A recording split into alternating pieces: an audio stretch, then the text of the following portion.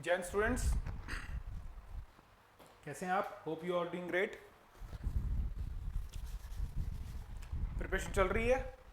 बढ़िया। रिवीजन चल रहा है? प्रैक्टिस? स्टूडेंट्स, हमने एंड द आर्टिकल्स कर रहे थे हम बेसिकली, ठीक है। बेसिक हम फिर थोड़ा सा रिवाइज कर लेते हैं, ठीक है। ये बेसिकली एक ऐसा वर्ड होता है जो बताता है नाउन स्पेसिफिक है या नहीं है, और हमने कुछ रूल्स किए थे, ठीक है। और कल हमने द खत्म किया है और काफ़ी एक्सटेंसिव है, काफ़ी वास्ट है द, तो उसको आप रिवाइज कर लेंगे। वैसे कुछ भी नहीं है, रूल्स के साथ साथ जब क्वेश्चंस करेंगे तो अपने आप रिवाइज हो जाएगा, not an issue, not a big issue, ठीक है। अब हम बड़ा ही इंपॉर्टेंट टॉपिक करने वाले हैं। आर्टिकल्स तो देखो कहाँ लगने हैं, उसके रूल्स तो हमने कर लिए। अब आजकल पेपरों में बहुत पूछते हैं, या आप जब राइटिंग करते हैं, जब स्पीकिंग करते हैं, तो बहुत जगह बच्चे गलतियां करते हैं उन जगहों पे जहाँ पे आर्टिकल हमने नहीं लगाने हैं। तो वो टॉपिक है ओमिशन ऑफ आर्टिकल। ओमिशन का मतलब होता है जहां हमने आर्टिकल नहीं लगाना है। ये बड़े इंपॉर्टेंट है, ठीक है। सो इसके भी अपने अपने रूल्स हैं कि कहाँ हमने आर्टिकल नहीं लगाना है। तो सबसे पहले आप अच्छी तरह से वो रूल रिवाइज करेंगे जहां हमने लगाने हैं, छोटे छोटे सेंटेंसेस बनाएंगे, ठीक है। फिर इस पर जंप करेंगे। इसके अलग से क्वेश्चन भी होते हैं, तो आप थरेली इसको प्रैक्टिस करिए, ठीक है।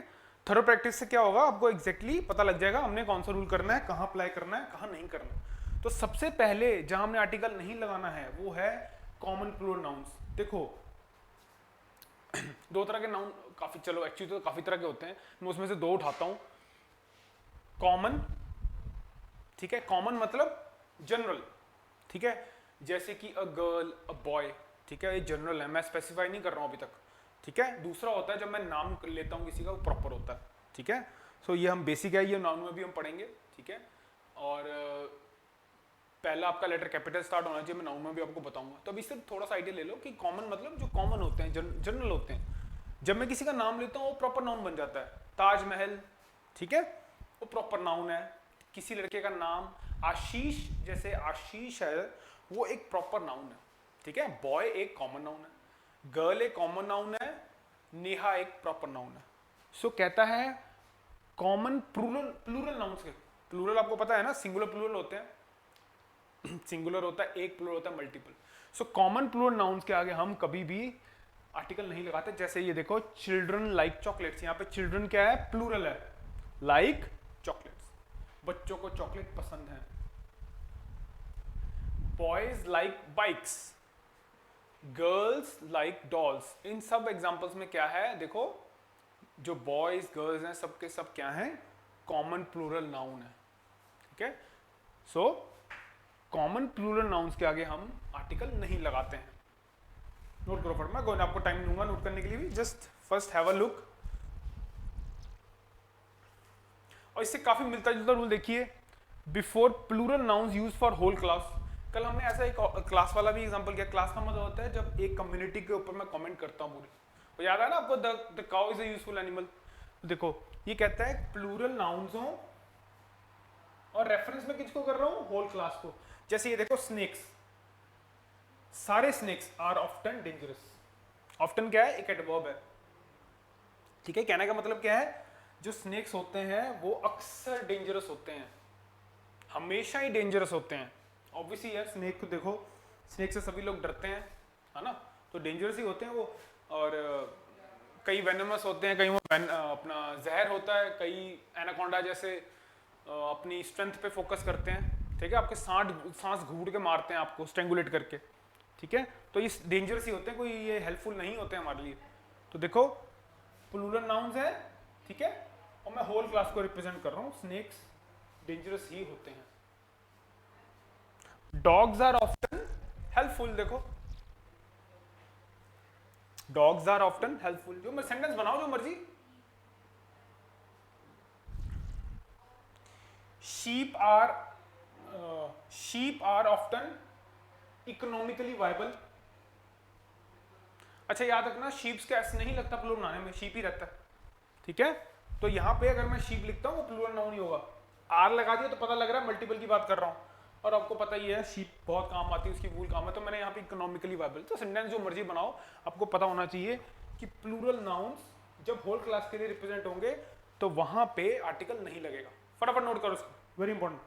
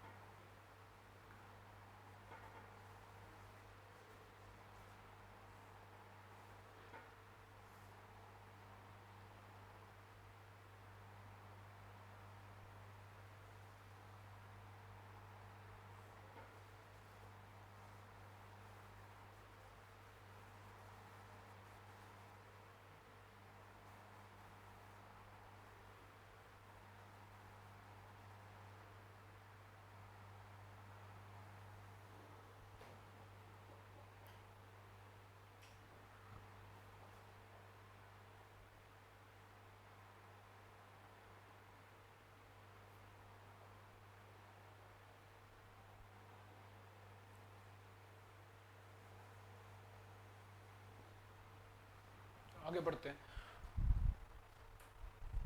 स्टूडेंट्स वेरी वेरी इंपॉर्टेंट, जो अनकाउंटेबल एब्स्ट्रैक्ट नाउन्स होते हैं ना, उनके आगे हम द आर्टिकल नहीं लगाते हैं। अब सबसे पहले हम करते हैं अनकाउंटेबल नाउन्स। अनकाउंटेबल मतलब देखो, एक काउंटेबल होते हैं, काउंटेबल ऑब्वियसली इसको आप काउंट कर सकते हैं, जैसे पेन हो गया, चेयर्स हो गया, है ना, टेबल्स हो गया, मोबाइल्स, ये सबको काउंट कर सकते हैं, टेलीविजन। अनकाउंटेबल इसको काउंट नहीं कर सकते, जैसे कि सारे लिक्विड्स, हमारे वाटर, ऑयल्स हो गए, सारे सब्सटेंसेस हो गई, ठीक है, और आपका शुगर हो गया, चीनी, सॉल्ट, फ्लोर, फ्लोर ये वाला नहीं, फ्लोर वो आटा होता है, वो भी अनकाउंटेबल माना जाता है, हेयर, HIR, ठीक है। तो इन सबको अनकाउंटेबल मानते हैं। एब्स्ट्रैक्ट नाउन्स क्या होते हैं? एब्स्ट्रैक्ट नाउन्स होते हैं जिनको हम क्वांटिफाई नहीं कर सकते। क्वांटिफाई का मतलब मेजर नहीं कर सकते, ठीक है, टच नहीं कर सकते, हमें उनकी प्रेजेंस पता है, ठीक है। अब इसमें जैसे हमारी फीलिंग्स हो गई, लव, हेट, ठीक है, कुछ स्टेट होगी हमारे में, जैसे ऑनेस्टी, काइंडनेस, ये सब क्या होती हैं? एब्स्ट्रैक्ट नाउन्स होती हैं। अगर ये जनरल मीनिंग दे रहे हैं तो हम इनके आगे द नहीं लगाएंगे। अब देखो, जैसे कि steel is made from iron, ये जनरल है, स्टील किससे बना है? आयरन से बनता है, द स्टील नहीं बोलेंगे कभी, ठीक है। Necessity is the mother of all invention, ये आपने पढ़ा भी होगा, एक अडेज है ये। अडेज का मतलब सेइंग है, इंपॉर्टेंट, ठीक है। नेसेसिटी एक एब्स्ट्रैक्ट टर्म है, ठीक है, ये एब्स्ट्रैक्ट है। नेसेसिटी इज द मदर, ये नहीं देखना हमें, ध्यान आपने ये नहीं कहा, मदर के आगे नहीं, हमने देखना है नेसेसिटी का एब्स्ट्रैक्ट नाउन है, इसके आगे द नहीं लगा। देखो पहले आप ये देखिए, इसको मैं अभी बता रहा हूं, देखो। सो याद रखना, जैसे कि, और देखो, gold is precious, gold is precious.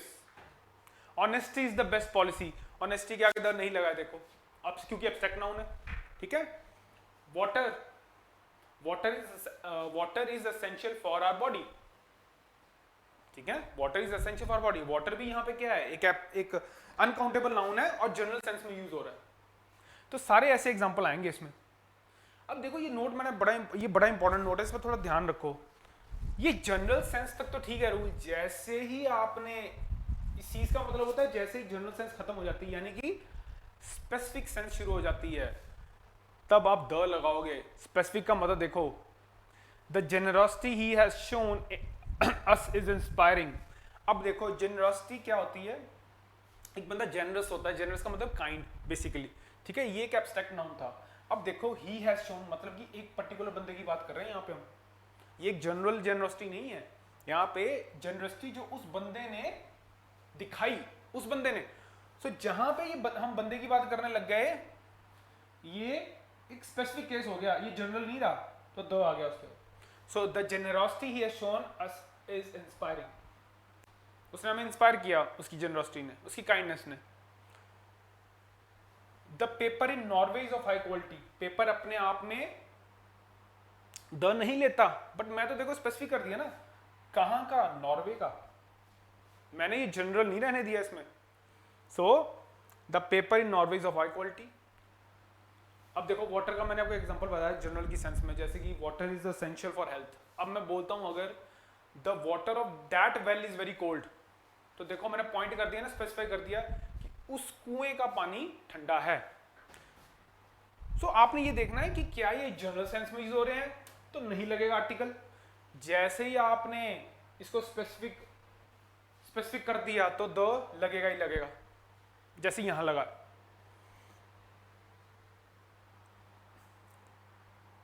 ये भी रूल से मिलता जुलता, ये देखिए, कहता है कई बार द यूज होता है before common nouns to give sense of an abstract noun. तो कई बार हम कॉमन नाउन के आगे भी द लगा के उसको एब्स्ट्रैक्ट नाउन की फोर्स दे सकते हैं। जैसे कि देखो, द मदर इन हर, उसके अंदर की मां जाग गई, देखो। द जज इन हिम, उसके अंदर का जज जागा। द बीस्ट इन हिम, कितने कॉमन है ये, देखो ये फ्रेजेस कितने कॉमन है।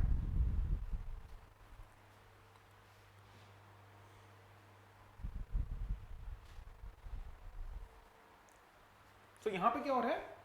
यहां पे हम कॉमन नाउन के आगे द लगा के कई बार उसको एब्स्ट्रैक्ट की शक्ल दे रहे, क्योंकि देखो इसका कोई, देखो इसका एज सच, ये मदर जो है ना, बेसिकली द मदर इन हर, ये एक्चुअली मदर प्रॉपर नाउन नहीं है जो हम बोलते हैं।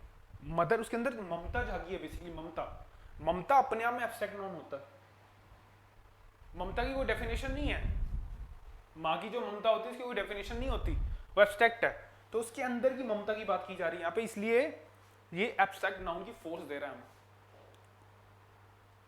सिमिलरली ये और ये,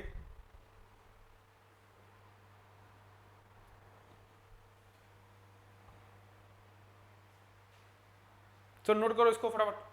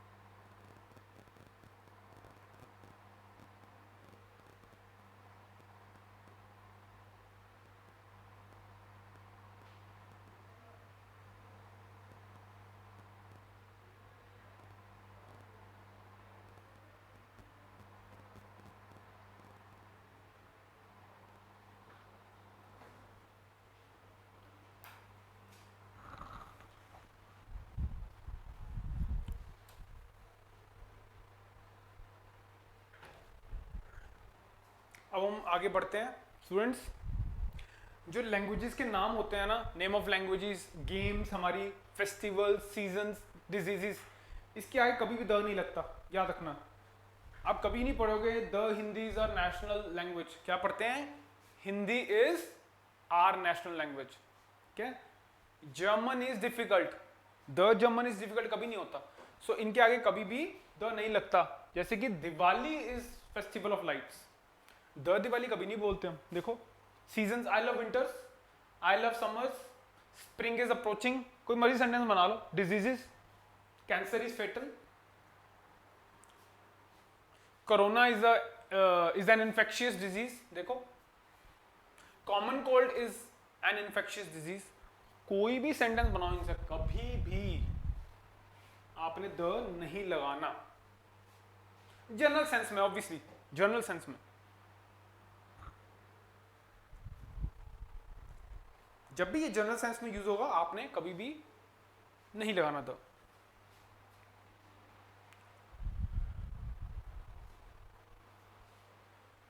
यहां पे तभी मैंने आपको बोला, यहां पे देखो नोट मैंने क्या लिखा है, अगर वर्ड कोई यूज कर रहे हैं हम लैंग्वेज के लिए, वो एडजेक्टिव बन गया तो हमें द लगाना पड़ेगा। यहां देखो जैसे कि he thought there was a great future for the concurrent language. अगर आप ध्यान से देखें ना, मैंने कहीं ना कहीं ये स्पेसिफाई भी किया है, ग्रेट फ्यूचर किसका है?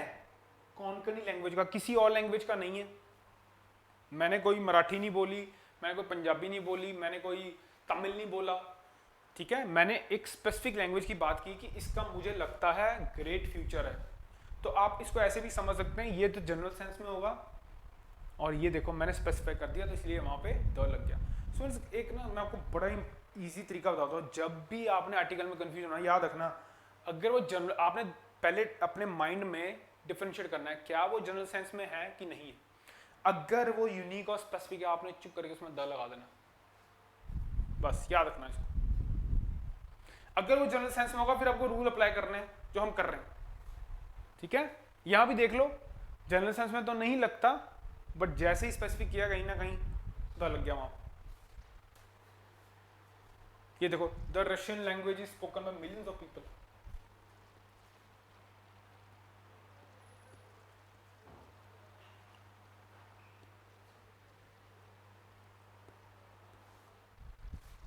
कौन सी लैंग्वेज? Russian language.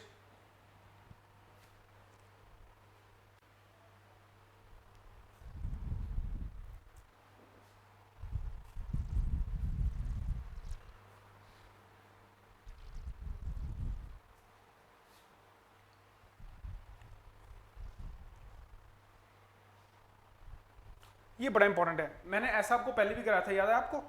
ये कहता है before names of meals that are part of daily routine. इसका मतलब है डेली रूटीन, आप या रूटीन किस चीज से बनती है? हमारा रूटीन बनता है हम एक ही टाइम पे जब रोज चीज करते हैं, याद रखना रूटीन उसी चीज से बनता है। आप रोज स्कूल जाते हैं 8 बजे, ये आपका रूटीन है।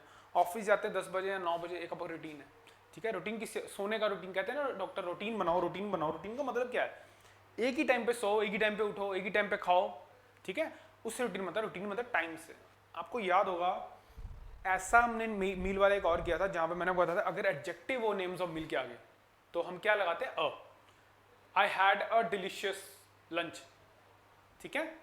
सो ये रूल्स ना थोड़ा साथ साथ रखना माइंड में, आपकी मेमोरी में हमेशा रहने चाहिए, ये साथ साथ रिवाइज करते रहो इनको। पर ये कहता है कि अगर name of meals part of daily routine है, यानी आप एक ही टाइम पे करते हैं वो, तो वहां पे आर्टिकल नहीं लगता। ये देखो, जैसे I take my dinner at 9 PM, मैं अक्सर अपना डिनर 9 बजे खाता हूं, रोज खाता हूं, एक ही टाइम पे खाता हूं, तो आर्टिकल नहीं लगना। ये बड़ा इंपॉर्टेंट है। I take my breakfast at 8 AM, अगर मैं रोज ही एक ही टाइम पे करता हूं तो आर्टिकल नहीं लगेगा।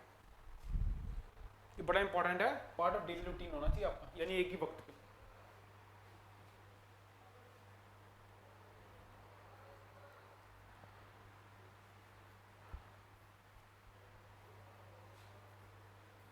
फटाफट नोट करो इसको।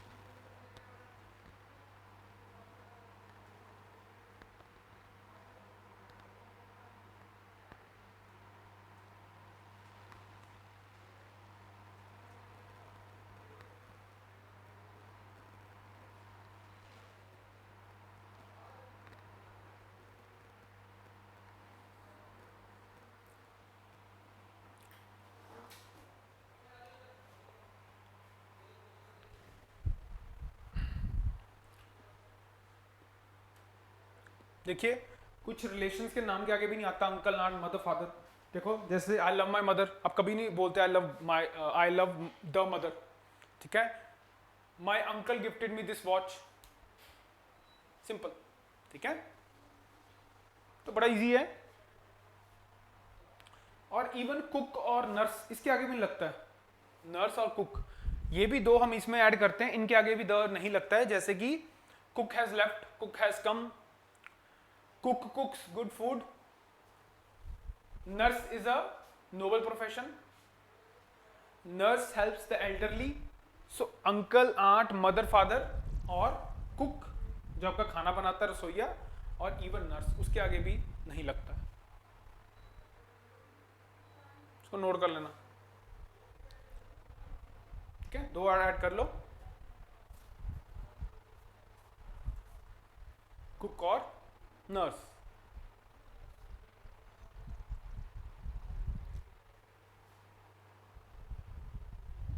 तो आगे बढ़ते हैं।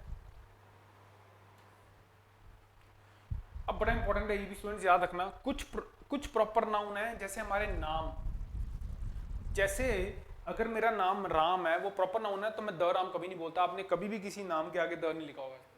द आशीष, द नेहा कभी नहीं आता, ठीक है। इंडिविजुअल माउंटेन बड़ा इंपॉर्टेंट है स्टूडेंट, याद रखो। मैंने आपको कराया था जो रेंजेस हैं वहां लगता है, रेंजेस मतलब समूह, कल भी मैंने डिस्कस किया था इसको। काफी सारे जहां पे माउंटेन होते हैं, जैसे एंडीज थे, हिमालयाज, रॉकीज, वहां पे द लगता है। अगर मैं एक माउंटेन की बात करूंगा तो नहीं लगता, जैसे कि mount Everest is the highest peak आता है, कभी द माउंट एवरेस्ट नहीं आता, ठीक है। इंडिविजुअल आइलैंड, फिर वही बात है, ग्रुप ऑफ आइलैंड्स में लगता है, इंडिविजुअल में नहीं लगता। जैसे द अंडमान निकोबार तो ठीक है, बट द बैरन आइलैंड नहीं, क्योंकि बैरन आइलैंड एक ही है, सो वहां सिर्फ आएगा बैरन आइलैंड बस। कंट्री, कभी सुना द इंडिया, सर इंडिया आता है। इवन आपकी ये जो सिटी के नाम है वहां भी नहीं लगता, आप कभी नहीं कहोगे the Amritsar, the Chandigarh, the अपना द लखनऊ, द मुंबई, कभी नहीं आता। सो ऐसे हैं जो कुछ प्रॉपर नाउन जिनके आगे द कभी नहीं आता। ये एग्जांपल भी है, जो Ram is going, mount Everest the highest peak in the world, I live in India, कभी द इंडिया नहीं आता।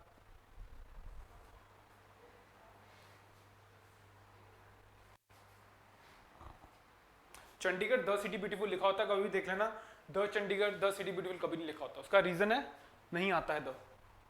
अब ये देखो, ये भी क्वेश्चन बड़े इंपॉर्टेंट है। देखो जब मैन, हम वुमेन या मैन वुमेन, जब इंसान है, किसकी सेंस में बात करें, मैनकाइंड, इंसानियत की सेंस में इनकी बात की जाए, क्योंकि जब भी हम इसकी इंसानियत की सेंस में बात करेंगे ना, तो ये जनरल सेंस होगा, तो इसमें हम आर्टिकल नहीं लगाते। जैसे कि देखो, इस सब आप दुनिया का हमारा सबसे बड़ा फैक्ट है, मैन इज मॉर्टल, मतलब इंसान ने जाना ही जाना एक दिन दुनिया से, कुछ भी हमेशा के लिए नहीं रहता। देखो मैन इज मॉर्टल, ठीक है। वो इमॉर्टल होता है, इमॉर्टल कुछ नहीं होता इस दुनिया में, है ना, जिसने कभी मरना नहीं, अमर रहेगा, ऐसा कुछ भी नहीं है इस हमारे यूनिवर्स में, ठीक है। हर एक का एक एक्सपायरी डेट होती है।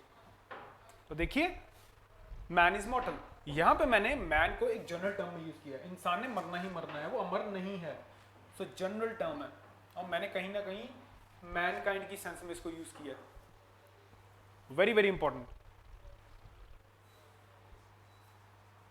अच्छा ये देखो, टाइम ऑफ द डे के साथ भी नहीं लगाते, जैसे कि ये देखो टाइम ऑफ द डे का एग्जांपल, इस सेंटेंस से देखिए, we travelled mostly by night, अक्सर हमने रात को ही सफर किया है, यानी कि बाय द नाइट कभी नहीं होगा।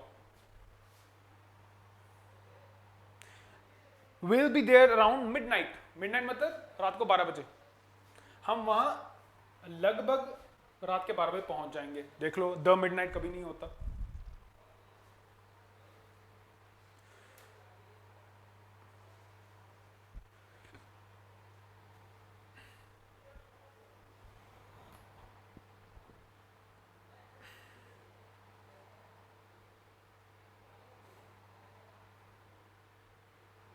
स्टूडेंट्स एक चीज आप देख रहे होंगे, देखो ग्रामर भी रूल्स की तरह ही है, जैसे आप फिजिक्स में, मैथ्स में, केमिस्ट्री में रूल्स करते हैं, ये भी एक रूल्स है। ये जो ऐसे रूल्स हैं, ना तो मैं बदल सकता हूं अपनी मर्जी से, ना आप, रूल्स फिक्स्ड हैं। आपका काम ये है कि अनलाइक मैथमेटिक्स एंड फिजिक्स, यहाँ पे you have to do lot of practice, में क्या मैं आपसे एक्सपेक्ट करता हूँ, आप सिर्फ रिविजन करिए और सेंटेंस बनाइए अपने आप, एक एक दो दो जब आप सेंटेंस बनाएंगे, इनको बार बार देखेंगे, वैसे ही आपको याद हो जाना ये। इसमें कुछ रॉकेट साइंस नहीं चाहिए आपको। इंग्लिश बहुत इजी है, तभी तो English one of the easiest subject, but अगर आपने उसको टाइम नहीं दिया, नेग्लेक्ट किया, तो फिर काम खराब है। That will be at your own parallel, ठीक है, बिकॉज ये किंग पिन है, किंग पिन, किंग मेकर है ये एग्जाम में। 200 नंबर की है ये एनडीए में, सिर्फ 50 क्वेश्चन 200 नंबर के हैं, सोच लो, एक एक क्वेश्चन 4 नंबर का। टाइम कितना लगना है, अगर आता है ठीक है, नहीं आता तो क्या सोचना है उसके ऊपर बैठ के आपने, ठीक है। और ये कोई आपका टाइम नहीं लेती, मैथ्स और रीजनिंग की तरह आपका टाइम ले रही है, कुछ भी नहीं करना, आपको पता है तो फ्री के नंबर है आपके।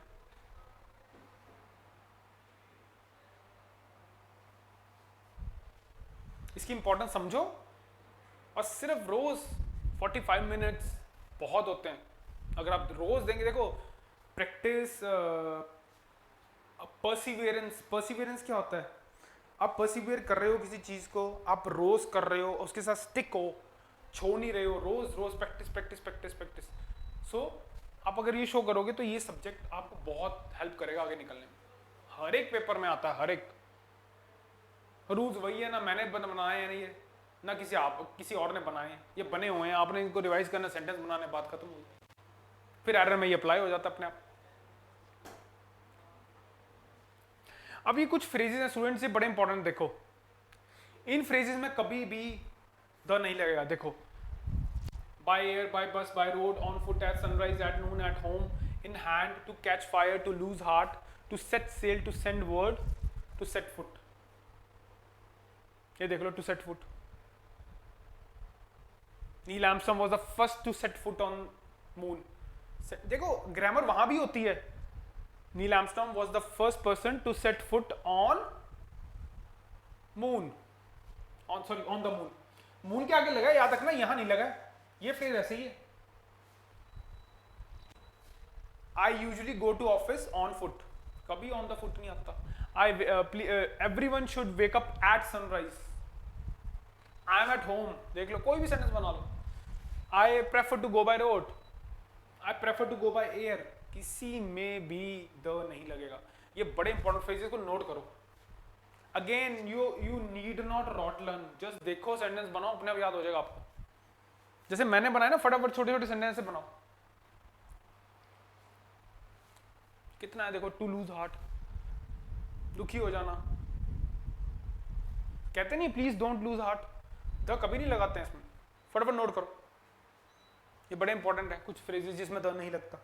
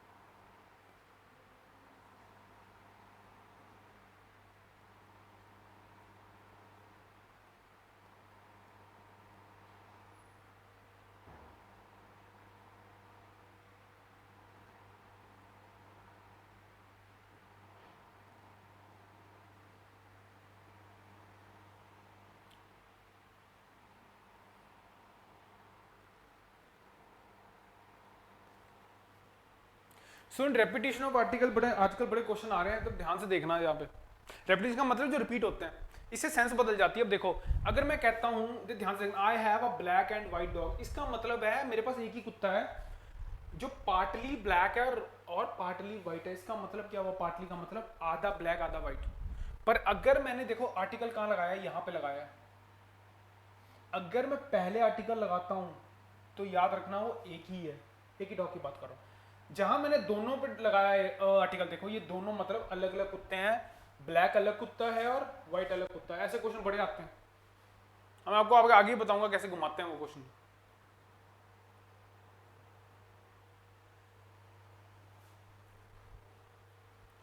सो अगर पहले वाले पे लगा है सिर्फ आर्टिकल, दूसरे पे नहीं लगा, मतलब वो एक ही है, ठीक है, वो एक ही कुत्ता है जो आधा ब्लैक है और आधा व्हाइट है। दूसरे में अगर मैं दोनों में ये आर्टिकल लगा रहा हूं तो इसका मतलब दो अलग अलग कुत्ते हैं, एक ब्लैक है एक व्हाइट है, दो कुत्ते हैं मेरे पास, यहां पे एक ही है। इससे ही मिलता जुलता ये आता है हमेशा, ये बड़े आते हैं, आप देखना।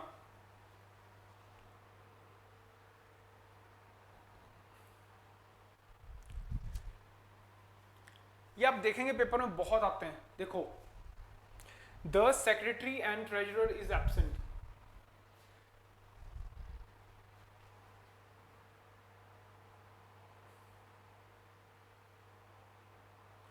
यहां देखो ध्यान से,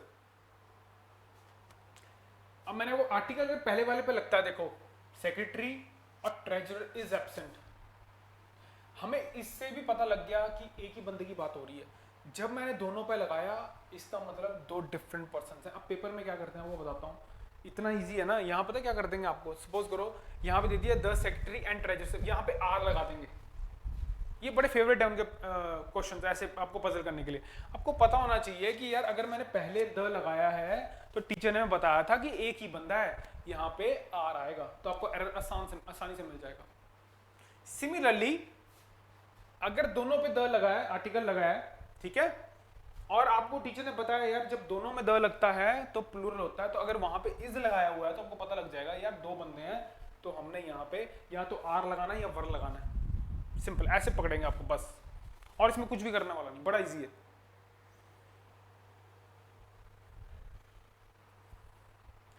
इस सेम पर्सन था स्टूडेंट्स, तभी इज लगा हुआ है, ये दो हैं इसलिए आर लगा हुआ है। पकड़ना आपने यहां से है, आर्टिकल कहां लगा है, अगर पहले वाले पे लगा है सिर्फ दूसरे वाले पे लगा, वो यानी एक ही बंदा है, ठीक है। अगर दोनों पे लगा है तो वो प्लूरल है, तो तभी प्लूरल वर्ब आया ना, आर या वर आएगा यहाँ पे फिर। तो ऐसे एग्जाम में ऐसे ऐसे ऐसे ही करते हैं वो, अगर आपको कॉन्सेप्ट पता है तो कोई इशू ही नहीं है इसमें फिर।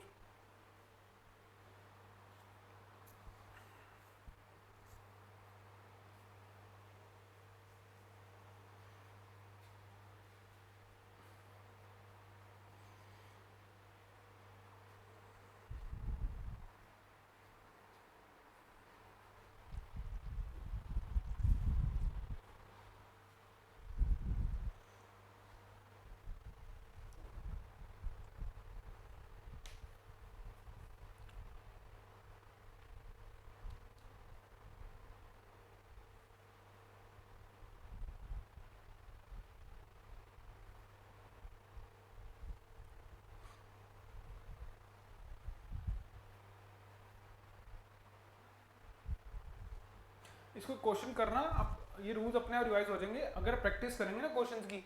तो I assure you that definitely English will seam much easier than other subjects. मैं आपको बता रहा हूं, मच इजियर, ठीक है। 45 minutes daily, rule, few rules practice, few rules practice, few rules practice, बस करते रहो, बोलते रहो माइंड में, कभी ना कभी फ्री बैठे हो तो तभी कुछ रिवाइव कर लिया करो, कोई सेंटेंसेस। तो रिवीजन से भी आपकी ऐसी भी रिवीजन हो जाती है इंग्लिश में। कई बार न्यूज़पेपर पढ़ते हो, उसमें ग्रामर दी होती है, टीचर ने कराई होती है, तो आपका दिमाग उसको दोबारा से रिवाइज कर लेता है फिर। स्टूडेंट्स अब हम क्वेश्चन आगे अटेम्प्ट करेंगे, ठीक है। आपकी सिर्फ आपसे मैं ये एक्सपेक्ट करता हूँ कि आप इतने रूल हमने कर लिए, देख लो, और आगे जब हम और इसको करते रहेंगे कितने सारे रूल्स बन जाएंगे पार्ट्स ऑफ स्पीच के, कम से कम 250-300। अगर आप रिवाइज नहीं करेंगे तो दिमाग में कंफ्यूजन हो जाएगा, ठीक है। सो आपने सिर्फ रिवाइज करना है, सेंटेंसेस जैसे मैंने बनाए आप भी अपने अपने बना लीजिए, अपने खुद के नोट्स बनाइए, बस कोशिश करिए डायग्रामेटिकली बनाइए, और नोट्स आपके हमेशा कॉन्साइज और प्रिसाइज होने चाहिए, लंबे लंबे नहीं, कोई फायदा नहीं, ठीक है। चलो कल मिलेंगे और कल हम इसको क्वेश्चंस करेंगे प्रैक्टिस के। Thank you for your patience.